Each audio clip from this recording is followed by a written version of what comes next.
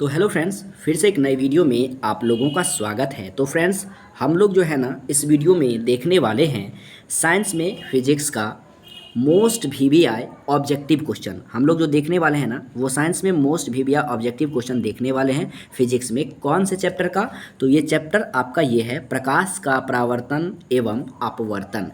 यानी दोस्तों, आपके एग्जाम में जितने भी क्वेश्चन प्रकाश के परावर्तन और अपवर्तन से संबंधित पूछे जा चुके हैं, सारे क्वेश्चन का डिस्कशन इस वीडियो में होगा। और जो इस बार आपके एग्जाम में पूछा जाएगा वो भी क्वेश्चन इस वीडियो में मैं आप लोगों को बताने वाला हूं।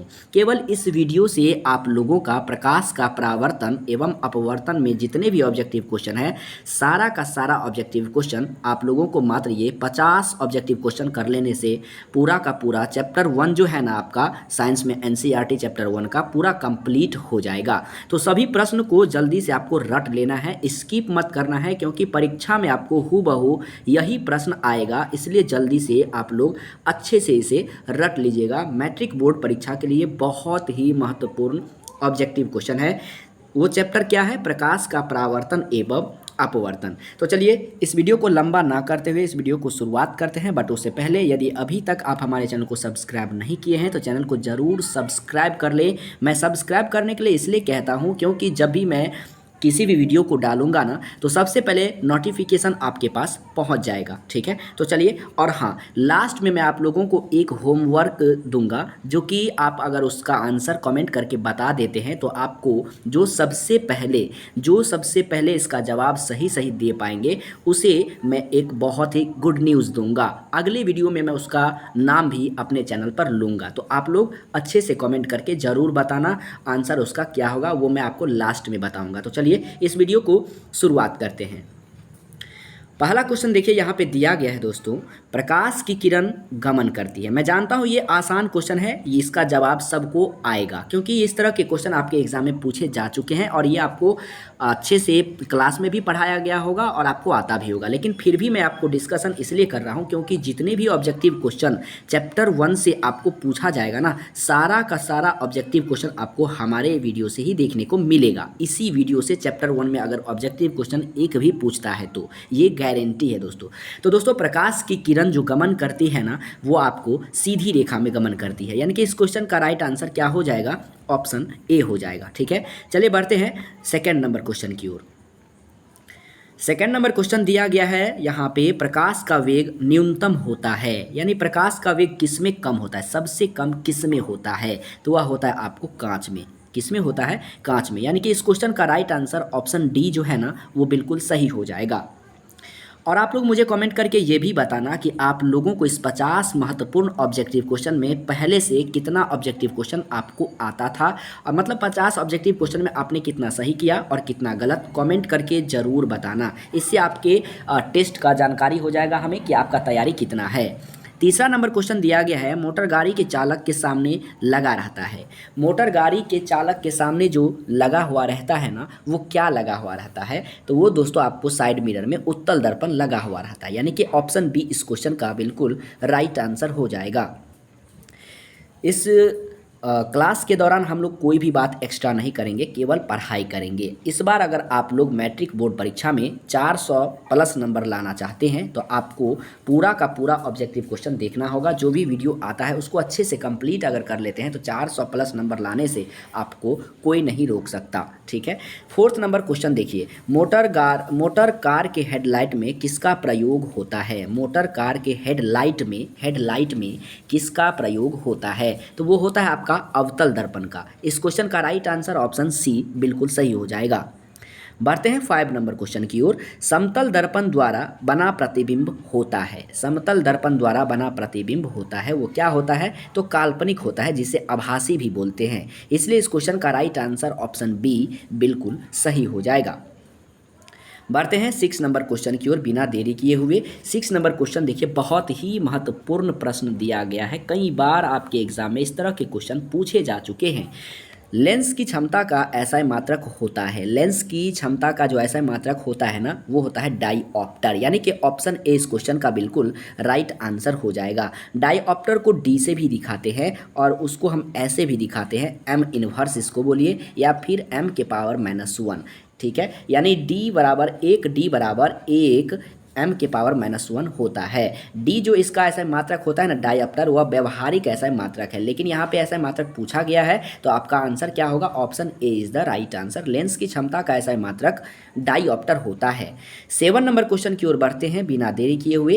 प्रकाश की किरणों का पथ माने रास्ता होता है, दर्शाने वाले चित्रों को कहा जाता है।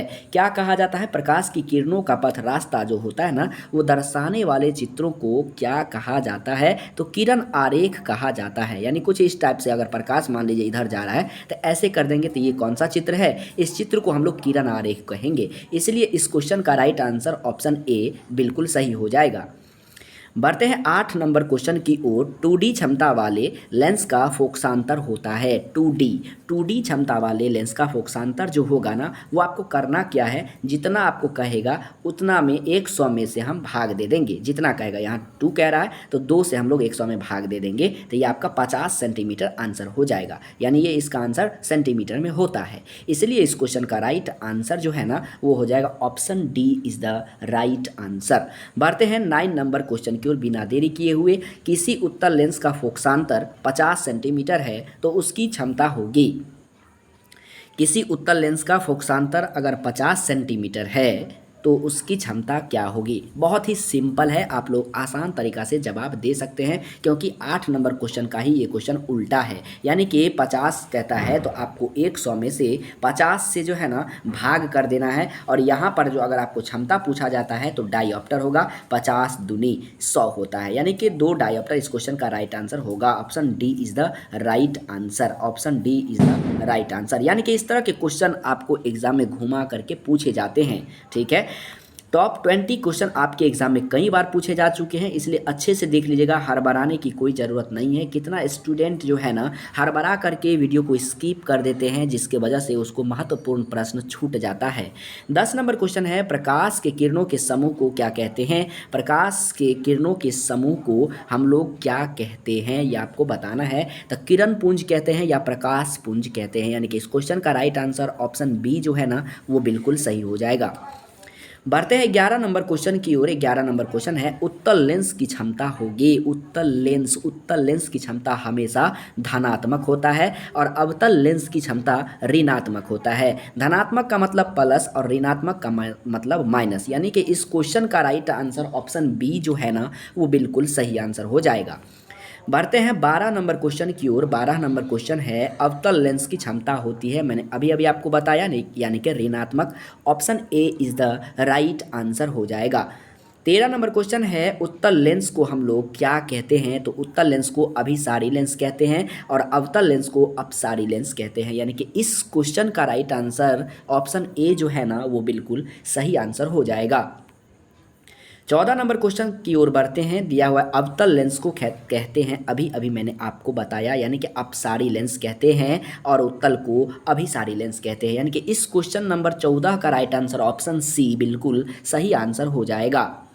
15 नंबर क्वेश्चन की ओर बढ़ते हैं फटाफट। 15 नंबर क्वेश्चन है, निम्न में से कौन सा पदार्थ लेंस बनाने के लिए प्रयुक्त नहीं किया जा सकता। तो दोस्तों ये कई बार आपके एग्जाम में पूछे जा चुके हैं, यानी कि ऑप्शन नंबर डी इस क्वेश्चन का राइट आंसर हो जाएगा। Option D is the right answer. अगर वीडियो पसंद आए तो लाइक करना बिल्कुल भी नहीं भूलिएगा, और चैनल पर पहली बार आए हैं ना तो चैनल को ज़रूर सब्सक्राइब कर ले और अपने दोस्तों के साथ ज़रूर शेयर करिएगा। लेकिन अभी नहीं, इस वीडियो को देख लीजिए, जब आप देख लीजिएगा तब आपको लाइक शेयर और कमेंट करके बताना है ये वीडियो आपको कैसा लगा। तो चलिए बिना देरी किए हुए इस वीडियो को हम लोग शुरुआत करते हैं। शुरुआत नहीं, क्वेश्चन नंबर 16 तक हम लोग पहुंच चुके हैं। शुरुआत करते करते, किस दर्पण से हमेशा वस्तु से छोटा प्रतिबिंब प्राप्त होता है, उस दर्पण का आपको नाम बताना है। हमेशा जो वस्तु से कहता है, वस्तु से प्रतिबिंब हमेशा छोटा होता है, वस्तु से छोटा प्रतिबिंब प्राप्त होता है, वह होता है आपका उत्तल। उत्तल क्या होता है, उत्तल दर्पण। यानी कि इस क्वेश्चन का राइट आंसर ऑप्शन बी जो है ना वो बिल्कुल सही आंसर हो जाएगा। 17 नंबर क्वेश्चन की ओर बढ़ते हैं बिना देरी किए हुए। किस दर्पण से वस्तु बड़ा प्रतिबिंब बनाता है? किस दर्पण से वस्तु बड़ा प्रतिबिंब बनाता है? वो है अवतल। छोटा है तो उत्तल दर्पण, बड़ा है तो अवतल दर्पण। ये याद रखिएगा, यहाँ पे दर्पण का चर्चा हो रहा है, यानी कि इस क्वेश्चन का राइट आंसर ऑप्शन बी बिल्कुल सही आंसर हो जाएगा। 18 नंबर क्वेश्चन है, प्रकाश के परावर्तन के कितने नियम होते हैं? प्रकाश के परावर्तन के 2 नियम होते हैं और अपवर्तन के भी 2 नियम होते हैं, यानी कि इस क्वेश्चन का राइट आंसर ऑप्शन बी बिल्कुल सही आंसर हो जाएगा। क्वेश्चन नंबर 19 है, जब प्रकाश की किरण हवा से कांच में प्रवेश करती है तो किधर की ओर मुड़ जाती है? तो दोस्तों अभिलंब के निकट या फिर अभिलंब के पास में आ जाती है, यानी कि इस क्वेश्चन का जो राइट आंसर होगा ना वो होगा option B is the right answer. जब प्रकाश की किरण विरल माध्यम से सघन माध्यम में जाती है, विरल हो गया आपका हवा और सघन माध्यम हो गया कांच, यानी हवा से जब कांच में जाती है प्रकाश की किरण तो अभिलंब के नज़दीक चली जाती है, अभिलंब के पास चली जाती है, अभिलंब के निकट चली जाती है, यानी कि इस क्वेश्चन का राइट आंसर ऑप्शन बी बिल्कुल सही आंसर हो जाएगा। 20 नंबर क्वेश्चन है, फोटोग्राफी कैमरा का अभिदृश्य होता है। फोटोग्राफी कैमरा का जो अभिदृश्य होता है ना वो आपका उत्तल लेंस होता है, यानी कि इस क्वेश्चन का राइट आंसर ऑप्शन ए बिल्कुल सही आंसर हो जाएगा। बढ़ते 21 नंबर क्वेश्चन की ओर, कहता है साइड मिरर के रूप में प्रयुक्त होता है। तो साइड मिरर के रूप में जो प्रयुक्त होता है उसको उत्तल दर्पण कहते हैं, यानी कि ऑप्शन बी इस क्वेश्चन का बिल्कुल राइट आंसर हो जाएगा। 22 नंबर क्वेश्चन दिया गया है कि एक अवतल दर्पण की फोकस दूरी अगर 10 सेंटीमीटर है तो उसकी वक्रता त्रिज्या क्या होगी? दोस्तों मैंने आपको बताया था f बराबर होता है r/2। क्या होता है? r/2। अगर आपको r पूछेगा ना तो कहेंगे 2f, ठीक है, क्या कहेंगे? 2f। तो फोकस दूरी को f कहते हैं और आपको वक्रता त्रिज्या निकालना है, यानी कि r बराबर क्या हो जाएगा? 2 × 10, यानी कि 10 दूना 20 सेंटीमीटर। इस क्वेश्चन का राइट आंसर ऑप्शन बी फटाफट सही हो जाएगा। क्वेश्चन नंबर 22 का right answer option B 20 centimetre हो जाएगा। 23 नंबर क्वेश्चन है, निर्गत किरण एवं अभिलंब के बीच बने कोण को क्या कहते हैं? निर्गत किरण का मतलब होता है निकलने वाला, अभिलंब के बीच जो कोण बनता है ना उसको हम लोग क्या कहते हैं? तो निर्गत कोण कहते हैं। क्या कहते हैं? निर्गत कोण, यानी कि इस क्वेश्चन का राइट आंसर ऑप्शन सी बिल्कुल सही आंसर हो जाएगा। 24 नंबर क्वेश्चन दिया गया है, सरल सूक्ष्मदर्शी में किसका उपयोग होता है? सरल सूक्ष्मदर्शी में किसका उपयोग होता है? तो होता है उसका उत्तल लेंस का, यानी कि इस क्वेश्चन का राइट आंसर ऑप्शन डी बिल्कुल सही आंसर हो जाएगा। 25 नंबर क्वेश्चन दिया गया है, किस लेंस के द्वारा सिर्फ काल्पनिक प्रतिबिंब बनता है? किस लेंस के द्वारा सिर्फ काल्पनिक प्रतिबिंब बनता है? तो वह है अवतल लेंस, यानी कि ऑप्शन बी इस क्वेश्चन का बिल्कुल राइट आंसर हो जाएगा। बढ़ते हैं हम लोग 26 नंबर क्वेश्चन की ओर बिना देरी किए हुए। 26 नंबर क्वेश्चन दिया गया है, परावर्तन के नियम से निर्धारित होता है। परावर्तन के नियम से जो निर्धारित होता है ना वो आपका ये होता है दोस्तों, परावर्तन कोण अपवर्तन कोण के हमेशा बराबर होता है। परावर्तन कोण हमेशा अपवर्तन कोण के बराबर होता है। आपतन कोण परावर्तन कोण के बराबर होता है। सॉरी दोस्तों, परावर्तन के नियम से इस क्वेश्चन का राइट आंसर ऑप्शन ए जो है ना वो बिल्कुल सही हो जाएगा, यानी कि आपतन कोण परावर्तन कोण के बराबर होता है या फिर परावर्तन कोण आपतन कोण के बराबर होता है। ये जो होगा ना अपवर्तन, प्रकाश के अपवर्तन के नियम से सही होगा। इस क्वेश्चन का राइट आंसर होगा option A is the right answer. ठीक है दोस्तों, बढ़ते हैं हम लोग क्वेश्चन नंबर 27 की ओर। 27 नंबर क्वेश्चन दिया गया है, काल्पनिक प्रतिबिंब होता है। काल्पनिक प्रतिबिंब होता है तो क्या होता है आपको सही सही बताना है, यानी कि इस क्वेश्चन का राइट आंसर ऑप्शन ए, काल्पनिक प्रतिबिंब हमेशा सीधा होता है। काल्पनिक प्रतिबिंब हमेशा सीधा होता है, यानी कि इस क्वेश्चन का राइट आंसर ऑप्शन ए जो है ना वो बिल्कुल सही आंसर हो जाएगा। दोस्तों 28 नंबर क्वेश्चन है, लेंस में मुख्य फोकस की संख्या कितनी होती है? लेंस में मुख्य फोकस की जो संख्या होती है ना, मुख्य फोकस की जो संख्या होती है ना वो कितनी होती है लेंस में? तो वो होता है 2। आपको जो है ना कितनी होती है? 2 होती है, यानी कि इस क्वेश्चन का राइट आंसर ऑप्शन ए बिल्कुल सही आंसर हो जाएगा। बढ़ते हैं 29 नंबर क्वेश्चन की ओर। सर्च लाइट का परावर्तक सतह होता है। सर्च लाइट का जो परावर्तक सतह होता है ना वो होता है अवतल। सर्च लाइट का परावर्तक सतह क्या होता है? अवतल होता है, यानी कि इस क्वेश्चन का राइट आंसर ऑप्शन बी बिल्कुल सही आंसर हो जाएगा। 30 नंबर क्वेश्चन है, दाढ़ी बनाने में कौन सा दर्पण प्रयुक्त होता है? दाढ़ी बनाने में कौन सा दर्पण प्रयुक्त होता है? तो वह है अवतल दर्पण, यानी कि ऑप्शन सी इस क्वेश्चन का राइट आंसर हो जाएगा। बढ़ते हैं हम लोग 31 नंबर क्वेश्चन की ओर। 31 नंबर क्वेश्चन है, एक उत्तल लेंस की क्षमता एक डायोप्टर है। एक उत्तल लेंस की क्षमता एक डायोप्टर है, तो उस लेंस की फोकस दूरी क्या होगी? उस लेंस की फोकस दूरी क्या होगी ये आपको बताना है। तो दोस्तों इस क्वेश्चन का राइट आंसर हो जाएगा, अगर एक डायोप्टर है ना तो आपका आंसर होगा 100 सेंटीमीटर के कहता है, तो फोकस लेंस उसकी क्या होगी? 100 सेंटीमीटर होगी, सेंटीमीटर 100 प्लस में, यानी कि ऑप्शन सी इस क्वेश्चन का बिल्कुल राइट आंसर हो जाएगा।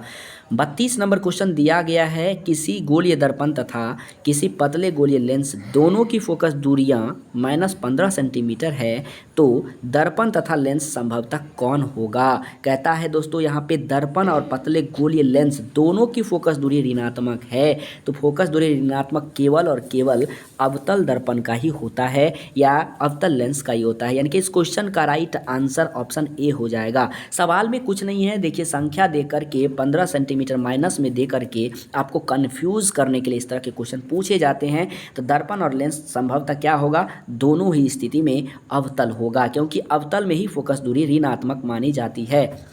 33 नंबर है क्वेश्चन, प्रकाश के अपवर्तन के कितने नियम हैं? तो 2 नियम है। प्रकाश के परावर्तन के भी और अपवर्तन के भी 2 नियम है, तो हमेशा याद रखिएगा। इस क्वेश्चन का राइट आंसर ऑप्शन बी बिल्कुल सही आंसर हो जाएगा। 34 नंबर क्वेश्चन दिया गया है, किसी माध्यम के अपवर्तनांक का जो मान होता है ना वो आपको क्या होता है? तो मैं आपको बता देता हूँ, किसी माध्यम के अपवर्तनांक का मान होता है सैन आई। क्या होता है? सैन आई बट्टे सैन आर होता है। ये हमेशा याद रखिए दोस्तों, सैन आई बट्टे साइन आर, यानी कि आई पहले होगा बाद में आर होगा, लेकिन बट्टा में होगा, यानी कि इस क्वेश्चन नंबर 34 का राइट आंसर ऑप्शन ए बिल्कुल सही आंसर हो जाएगा।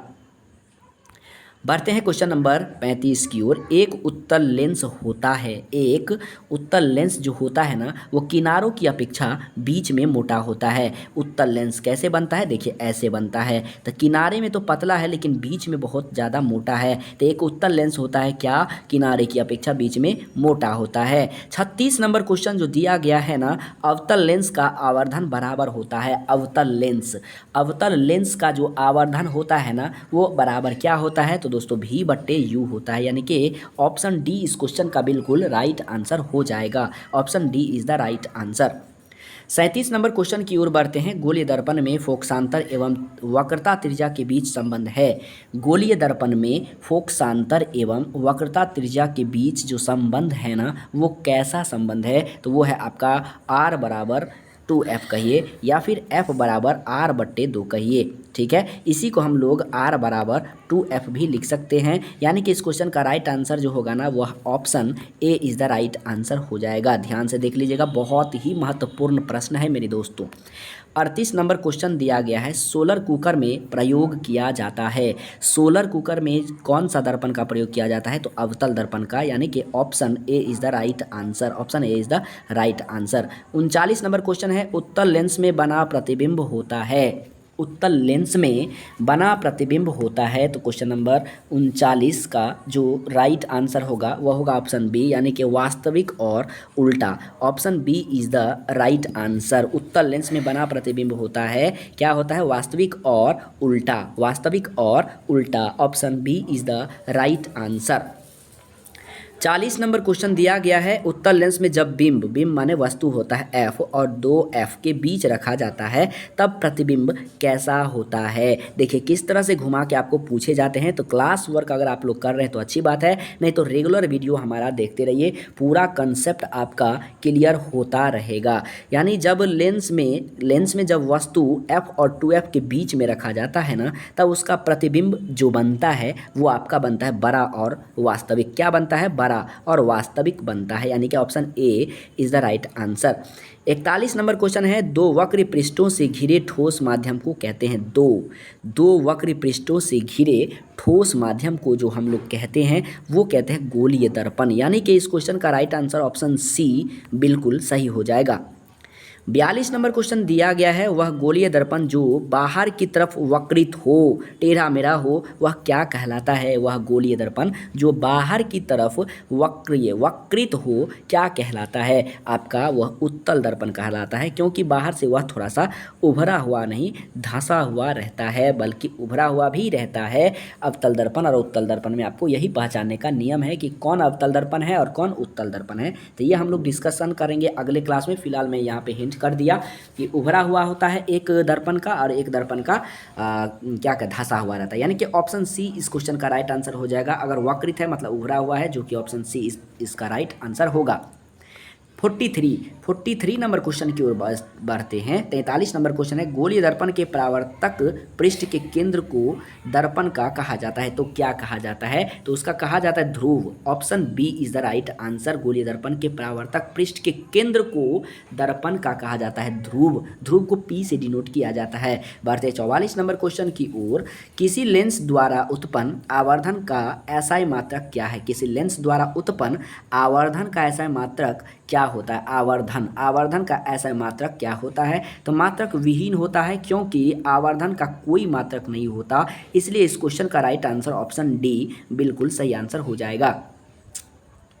45 नंबर क्वेश्चन है, लेंस के केंद्रीय बिंदु को हम लोग क्या कहते हैं? लेंस के केंद्रीय बिंदु को हम लोग प्रकाशीय केंद्र कहते हैं, यानी कि option B is the right answer. काफ़ी छोटा छोटा क्वेश्चन हम ले करके आए हैं और बना करके लाए हैं, ताकि आपको एग्जाम में जितने भी क्वेश्चन कितना भी आसान से आसान, हार्ड से हार्ड पूछेगा, तो आपको पहला चैप्टर में इस 50 क्वेश्चन से ज़्यादा देखने को नहीं मिलेगा।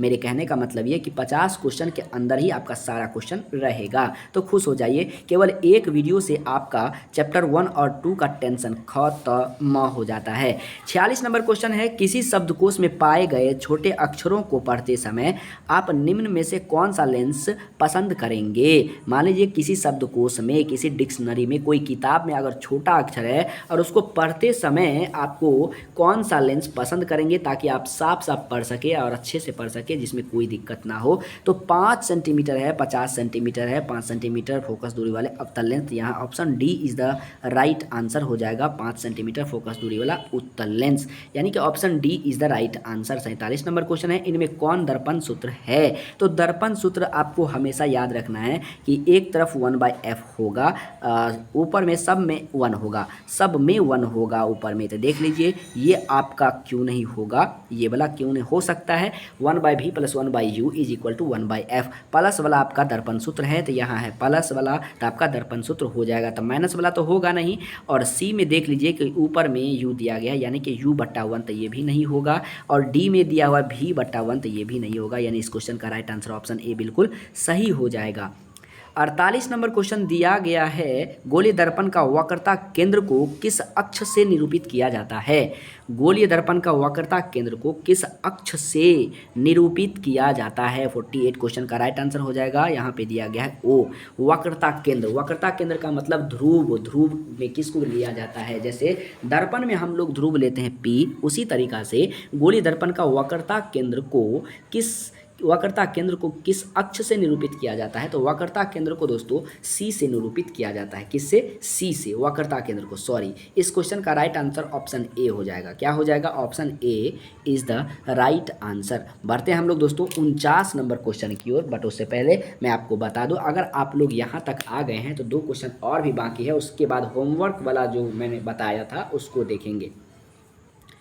49 नंबर क्वेश्चन दिया गया है, निर्वात मतलब हवा में प्रकाश की चाल जो होती है ना, 3 × 10⁸, ऐसे लिखेंगे, 3 × 10⁸ मीटर प्रति सेकंड। ये भी देखना है, 3 × 10⁸ मिलनी चाहिए। तो आपको यहाँ मिल गया, एक ही में मिला, इसलिए इस क्वेश्चन का राइट आंसर ऑप्शन ए होगा। कई तरह के घुमा दिए जाते हैं, अगर आपको एक ही क्वेश्चन का 2 आंसर हो तो ऐसा मात्रक से देख करके पकड़ लीजिएगा। 50 नंबर क्वेश्चन है, दंत विशेषज्ञ मरीजों के दांतों का बड़ा प्रतिबिंब देखने के लिए किस दर्पण का उपयोग किया जाता है? तो आप सबको पता होगा अगर आप लोग किताब ही पढ़ते हैं तो, यानी कि option A is the right answer. Option A इस क्वेश्चन का बिल्कुल राइट आंसर हो जाएगा।